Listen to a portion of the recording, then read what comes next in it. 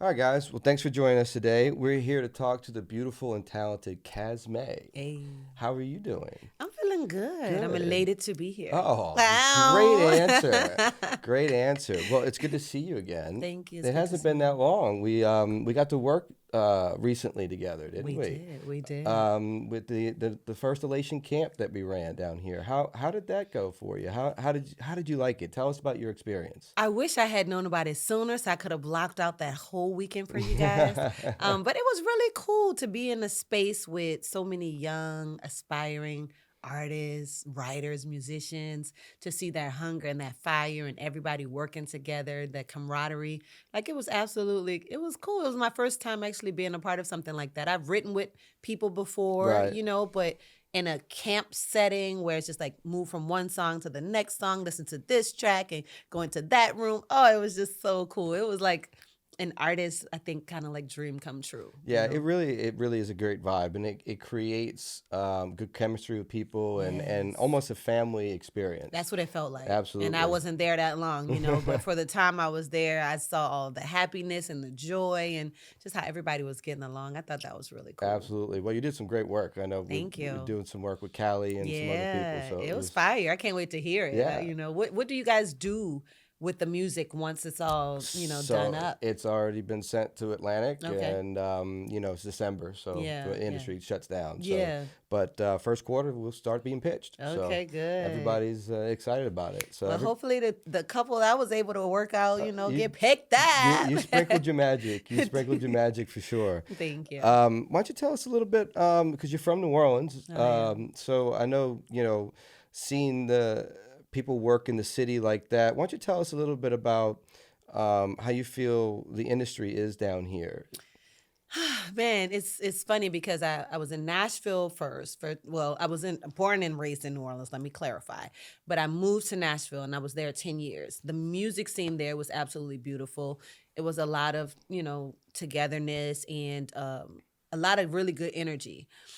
Then I went to Atlanta, and it was more like a hip hop R&B, like really urban kind of situation. And someone said I created like an era there, and I'm like, what does that mean? They're like, you just came in and you did something, you kind of shook some ground. And I was, like, hey, this is where a lot of the greats come from, Right. Ciara and Usher and all these people.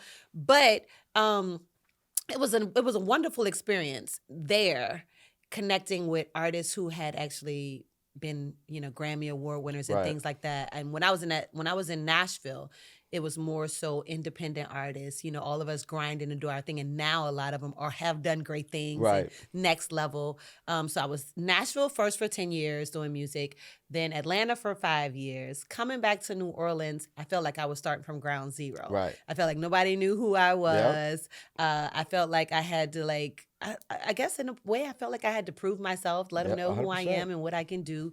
And it wasn't as welcoming as I thought. Really? No, it wasn't. I'm the type of person, like, even when I was in those other cities, I would put on concerts and shows and invite other women and other artists to be a part of it. Here in New Orleans, I didn't get that same type of energy, but I went on ahead and continued to be myself. So I started putting productions and stuff together. Right. I was taught if someone wouldn't give you a chance, create your own Create your own, opportunity. absolutely. And so Well, that's what I started doing. So I feel like artists down here don't have the opportunity that you would have in a city like Atlanta or LA and New York, and so they almost stick to their guns. Yeah. And the collaboration part is almost forgotten about. It is, but it's so key. No, Partnerships are everything. Absolutely. Instead of just your fan base, now you have mine and yours. And 100%. and it's not a competition. It's us complementing each other. Absolutely. And so that's why I've always been about collaborations with other artists and things like that. So to see you guys do it in a camp setting, I'm like, we need more of that in New Orleans. Right. Well, and that was my goal, to bring Good. some good big producers down, and Yes. even some songwriters too. But I really want to use songwriters from here. Yeah. And that way it starts attaching themselves to Grammy Award-winning producers, Yes. and those chances are there. Absolutely. That's beautiful. So we were glad to have you, because you definitely put your stamp on it. It was an honor. I appreciate it. Yeah, absolutely. Well, why don't you tell us a little bit about your accolades? I know you were a big part of the TV show The Voice, and with John Legend on the real team. Team Legend, baby, the real all year team. long, all day long. Yeah, it was like really one of the most nerve-wracking things I've ever done in my life. Like I have butterflies galore, and I have been in this industry for 25 years, and I was just like, why am I so nervous? But it's like I've never done competitions. I always felt like I'm not to compete with someone else because what you have is special and what I have is special. And I just don't like feeling like who's better. Like, I don't like that. So for me to be in that setting and knowing that I'm competing with this person and everything, I didn't really like it, but I enjoyed it. You know what I mean? Like, because it was something major. It was a stepping stone for my career. It was a spectacular experience overall. The judges were all so amazing. The people that I met, my roommates, like we were all in our own room because it was COVID. Hallelujah. So that was cool. But everybody, I mean, it was just a really, really cool experience. That's good because you can hear some horror stories about some of those shows. Yeah, you can. Because some people are rude and nasty and ugly. And then there's all these expectations of you. And they had rules and guidelines, but it was like, for me, I'm an adult. Like, I'm Right. not a Well, little you've been in teeny the industry a bopper. long time too. I've been seasoned. I've been seasoned, yes. amen. Like the Cajun Yeah. seasoning. Yes. So it was really cool though. Like would I do it again? No. Yeah. But it was really exciting. That was like really awesome. And then I had a chance to sing backgrounds for Keith Urban when I was in Nashville for Country Music Awards. I've had a chance to dance behind CeCe Winans at the Stellar Awards. I've worked with Donnie McClurkin on some music in studio. Bobby Jones is like a big gospel head. I was able to do some work with him and writing and I've even done reference work for Reba. That's awesome. Country, yeah, man. So just writing and recording has been my thing, and just blessed to do what I love. No, absolutely. Yeah. Did you have a favorite contestant on The Voice? Mm-hmm. I would have to say the young man who won. Okay. He was one of my favorites because he was so humble and so sweet. He was young at the time. He's a little older now, but he was very polite. We would do Zooms and we would pray together, like certain groups, like whoever wanted to. I know me and another young lady, we started this thing on Sundays. And even when anybody felt nervous or something, we would do like a prayer Zoom. And it was just something about his spirit that I was like, I want him to do well in life. And he ended up winning. That's awesome. What was his name?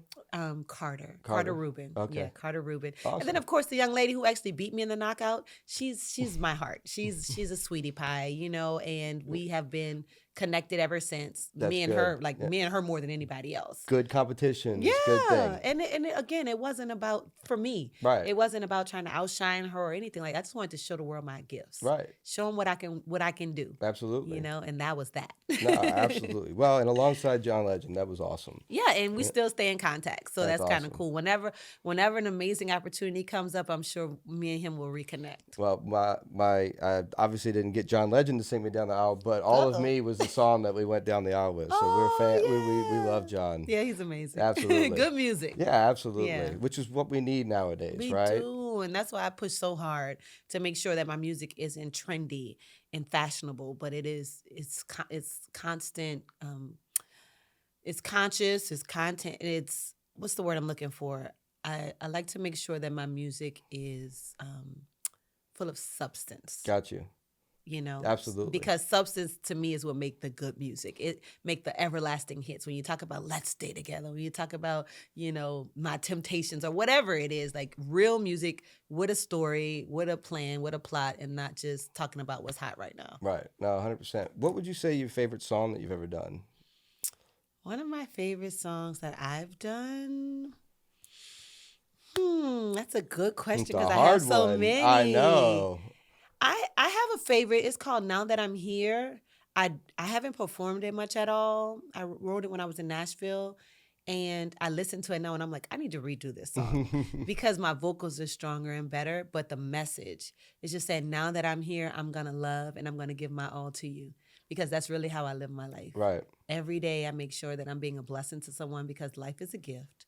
And the gifts that we have inside of us are meant to bless other people. Absolutely. And to shine and to, and to heal and all of that. So I would say that is one of my favorites as far as like the lyrics and the mood. But I have so many songs. No, I hear you. At least 60 or 70 out right now. I hear you. Well, speaking about gifts, and I know we're around Christmas time right now, but you recently had a beautiful gift you brought into this world. Yes, right? I did. Why don't you talk a little bit about motherhood and Motherhood. what it's changed about you and your artistry? Yeah, I'm in a new hood now. Motherhood. Man, I've always wanted to have children. I just didn't know when, And at 41, I had my daughter, and it almost took me out of here. Being at risk, considered at risk because of my age and everything, It was really kind of like a horrific experience. But she is everything. Like, she is amazing. A lot of the pain and the things that I went through made for some really good music that I made recently and that I've put out. It also put me in a worship kind of mode. It really thanking God for life, that I gave life, but He also spared mine. Right. Because so many women who went through all the things I went through didn't make it. And so that in itself, the healing process has been long, and I'm still healing. I'm still going to physical therapy and things like that, because I end up having 5 blood transfusions, 3 surgeries. It was just a lot of things that happened. I mean, the list is long. Wow. But I wouldn't trade her for anything. She is our joy, me and my husband, and she's given me a new reason, to keep going and to do what I need to do to make sure that the legacy is there and that she is loved. And she actually can sing pretty good. That's too. awesome. Yeah, she's 17 months, but that girl got it. pipes already. You can hear it. Yes, she does. That's awesome. Has it changed your writing at all? Absolutely. I would think so. I feel like I'm a grown woman now. Right. Like having her and being married. Right. It's like another level of life. 100%. Yeah. And so lately I've only been singing about just getting through it, because going over that hump was heavy. Right. Experienced postpartum depression. And so it was a lot happening to me emotionally, mentally, physically, spiritually. Well, let's not forget about the house fire. Oh, yeah, because life was life. And that was one of my latest songs, Life Be Life. And the house fire happened like a month after my daughter turned 1. And so it's just been, I feel like I've been in a constant like little battle and fight lately. Right. But I haven't lost my joy and my zeal for life and my zeal to do what God placed me here to do. If anything, it's a little more fire under my feet. Right. I just have to get a new strength, because that's the thing. My strength was kind of weak. I was spiritually weak, physically weak, mentally weak. Right. Yeah, it takes a lot. I can't imagine, going through all that. My wife, I was 35 when we got married. She had our first when she was 36 and considered at risk even at 36. Yeah, they say 35 and up pretty much. So, and her post was pretty bad. But we, same thing. It's once you get through it, you realize, how worth it everything really was. There's no testimony without the test. And I feel like those were all tests that I had to pass, to get here, to be able to share that with other women who may be going through the same thing. Like, how in the world did you make it through? Just consistently praying, fasting, worshiping, being around positive people, godly counsel, therapists, working out, like all of those things matter. Reading the word, reading and watching motivational speeches. And anything you can do to just like build yourself up. Like that's where I was, And so now it's like I can encourage someone else. I get calls all the time, not necessarily because they know I went through it, but because I went through so many things, I'm able to confidently, tell them, girl, try this. And they're like, it works, you know? So it's just a part of our journey. We'll talk about trying different things. When did you get into film? Film. Ooh, I've done some stage plays. Well, when I was a little girl, my mom used to have plays in the neighborhood and invite all the neighborhood to come out. And so I would always be a little actress in her plays, and I would sing. And then I started traveling, and I ended up working with Tyler Perry. I ended up doing some stage plays in Atlanta that traveled the world. I was on a few Tyler Perry shows. I Can Do Bad All By Myself. I was like a featured extra. It was crazy because almost every time I went on set to be an extra, I end up doing something like featured.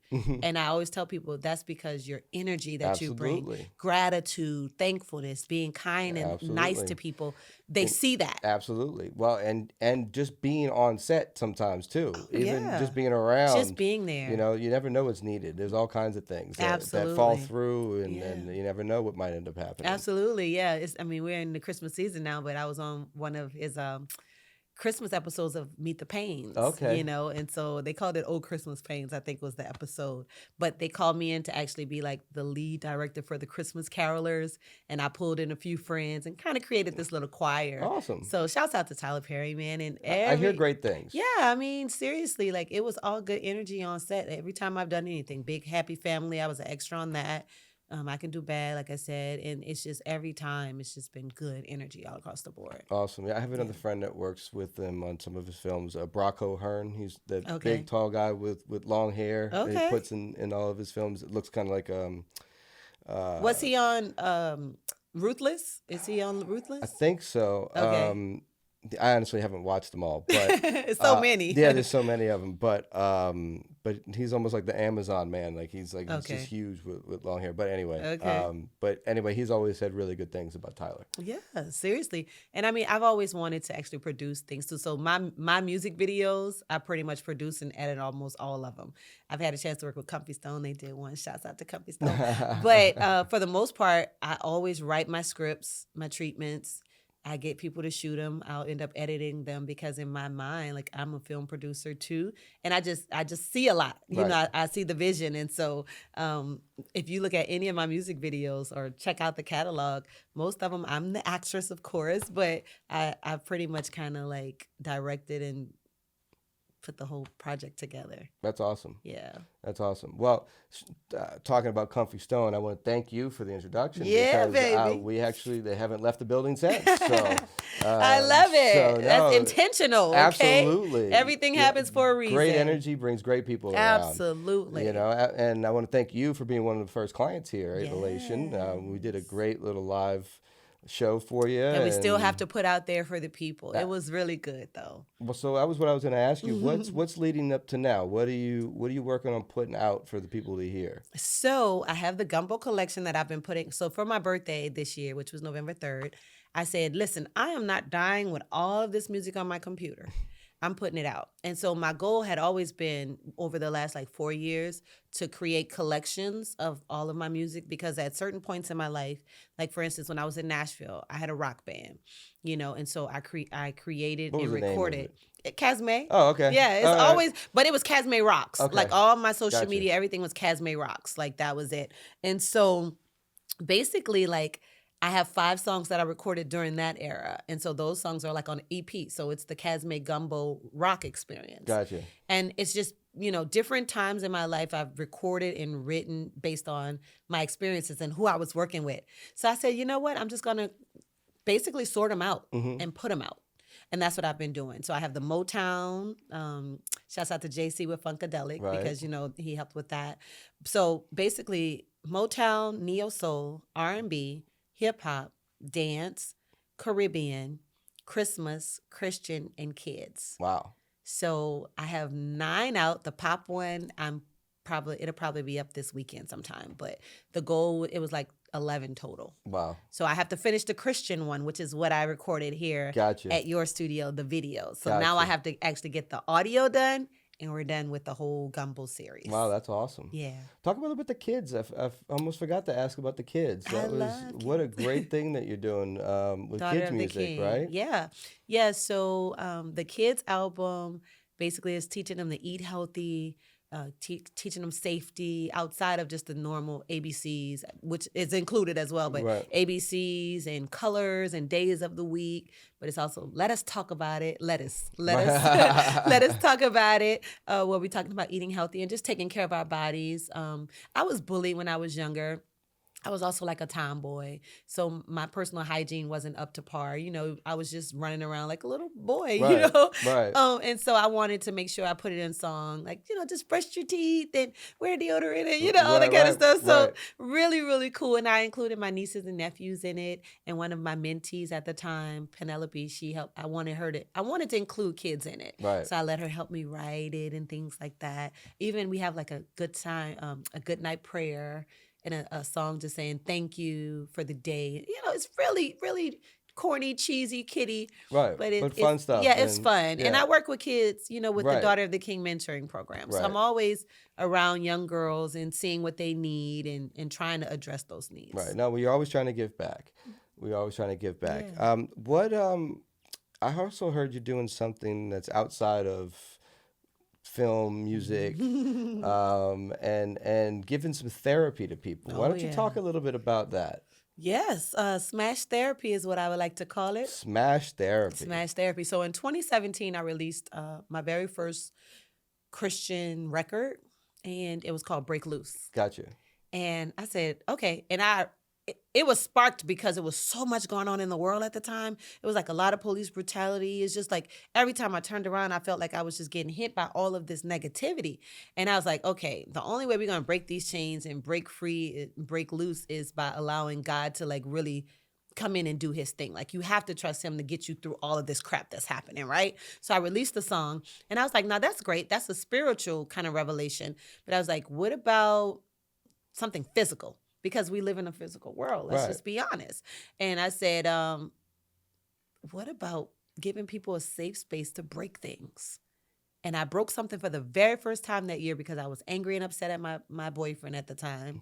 And I broke a plate of food that I had cooked for him. I was so mad. I took the plate and it had food on it and I threw it down. And I've heard people saying, I'm breaking dishes and all that. But I would never do anything like that. I'm like, no, it's not happening. Well, the Greeks might have something. Baby, yeah, and that's where it originated with the Greeks, okay? So when I did that, I said, ooh, that's it. I'm going to give these girls a safe room, put protective gear on them. And when I started researching, I found that they were all over, like up north. There was nothing down south. They were a bunch, and they called them rage rooms. So there were a couple in LA when I was out there that started getting sprinkled around. Yeah. So well, I'm not gonna lie, Smash Therapy sounds like a really good R&B album. I'm not gonna lie. Hey, you know what? We might be onto something. I'm just thinking, we might be onto something. You know what I mean? Like for real, because I've had a few thousand people come through, right? So it started as one room in my Daughter of the King like home. And then before you know it, it was in an office space, but before you know it, I opened it up and it took over the whole space. And now we have 4 rooms. We have a splash room for splash therapy. You could splash paint, all over each other and make some artwork to put on your wall at your house.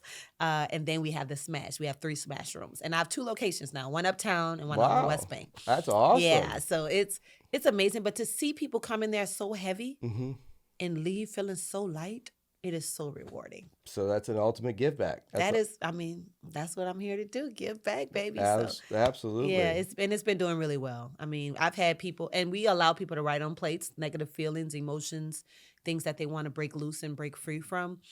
And you'll be surprised. I have men that fill the plates up. Right. I've had a 9-year-old girl come in and she wrote, something about being bullied and not wanting to live. And it's just amazing at how people really need an outlet. Right. To see them use it as life outlet. Doesn't really give you one anymore. You don't really have a whole lot of time, especially, how you have to hustle nowadays to keep things moving, So that's awesome. Yeah. That's awesome. Well, I'm proud of you. Look at you franchising out, Thank you.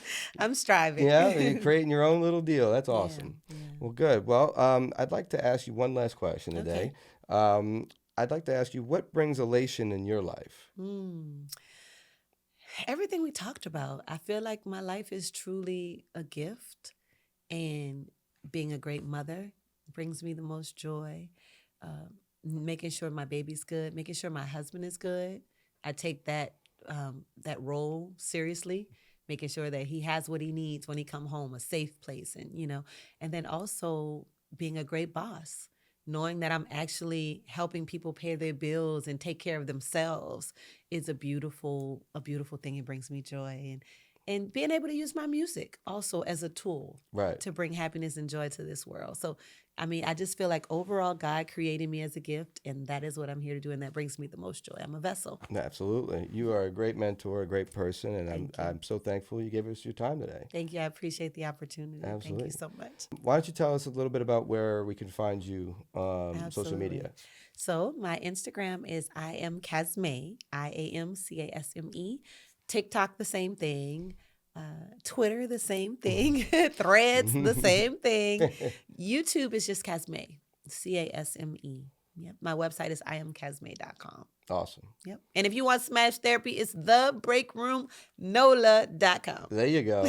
That sounds like I might need to come use it at some point. I would love to have you. All right, we'll definitely come see it. Yes. Awesome. Beautiful. Well, thanks for joining us, and thank you guys for joining us, and welcome to Elation, where we find exhilarating euphoria through creation and collaboration. Thanks again.